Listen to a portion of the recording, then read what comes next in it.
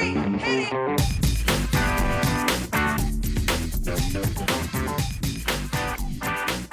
Good morning, good afternoon, good evening, and welcome to today's Caffeine for the Soul. And if you're interested in learning more about the psychological and philosophical underpinnings of what we talk about in these podcasts, check out our free basic course at michaelneill.org/basic course. I've been, for a number of years, pretty much as long as I can remember, certainly back to when I first heard of the idea of enlightenment. Somebody who's been interested in what enlightenment is and what the possibilities of it are for us ordinary folk. And I've done that by reading a lot of things written by people who are purported to have had enlightenment experiences. Sometimes they're called awakening experiences. Often those experiences are described as the moment where the individual self, the ego, dies and the true self emerges. One of my favorite descriptions of it, which is kind of the basis for this podcast, came from Krishnamurti, who called it the ultimate freedom. But the person who I sort of refer to most often in these podcasts was a man named Syd Banks. And what I kind of like about his story is he was a very ordinary guy. He was a welder. He'd come from Scotland. He was relatively uneducated. He had I think the equivalent of a high school education from where he grew up, but no more. And he had a spontaneous enlightenment experience. And here's his description of that experience in his own words. I turned around, looked out the picture window at the ocean, and it was like being sucked down a tunnel. All of a sudden I was buzzing, and there was white light all around me, just buzzing. And I was in the middle of this light. Nobody could see it, just me. And it was like I was captured in this white light, and it was just buzz. Right there and then, I realized the true meaning of God. I started to cry. I turned around to my wife Barb and I said, I'm home. I'm free. I've made it.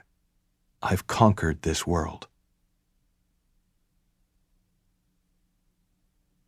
Now, every time I read that or hear that, I'm generally struck by two opposing thoughts. One is, man, that sounds cool. And the other is, man, his wife must have been freaked out. That her welder husband is suddenly going, hey, I'm home, I'm free, I've made it, I've conquered this world. He actually goes on to say, this means to say you and I will be traveling all over the world. We're going to change psychology and psychiatry so millions of people will be healed. I can only imagine how freaked out she was when she heard that. But what I've always been more intrigued by is, what does it mean to be home? And what does it mean to be free? And I talk a lot in my work about home.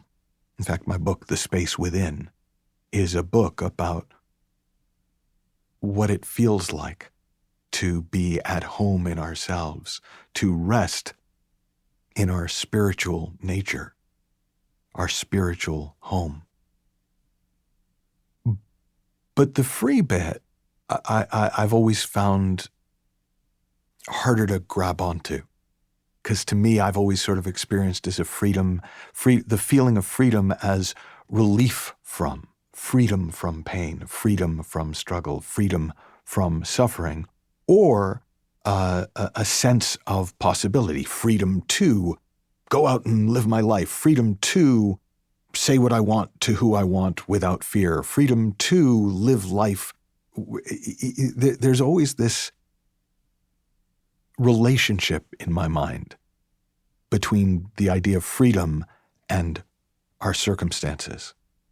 And so I was very interested when I came across a Syd Banks quote that I'd never heard before, where somebody asked him, well, what does it mean to be free? Like, how do you know if you're free?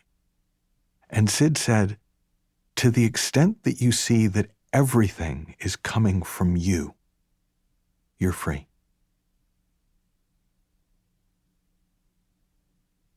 I'll read it again.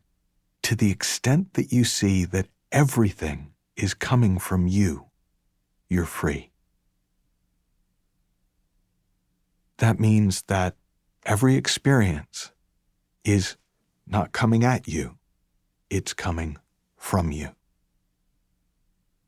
That everything in life that it feels like we have to handle is not coming at us, it's coming from us. Now, if that makes no sense, let me kind of share what Syd's two big spiritual epiphanies were within his enlightenment experience, because there was a sort of a buildup.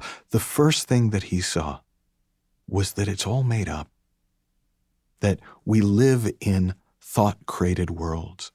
We sculpt our words, our world out of mental clay, out of mental Play-Doh. That I share the metaphor in one of my books, in the Inside Out Revolution, of somebody walking into an art class, and it's this vast class, and all the easels are set up in concentric circles, and you come into the room so far back you can't see what is in the center. But as you walk around the room, you start noticing that people are painting very different things on their easels.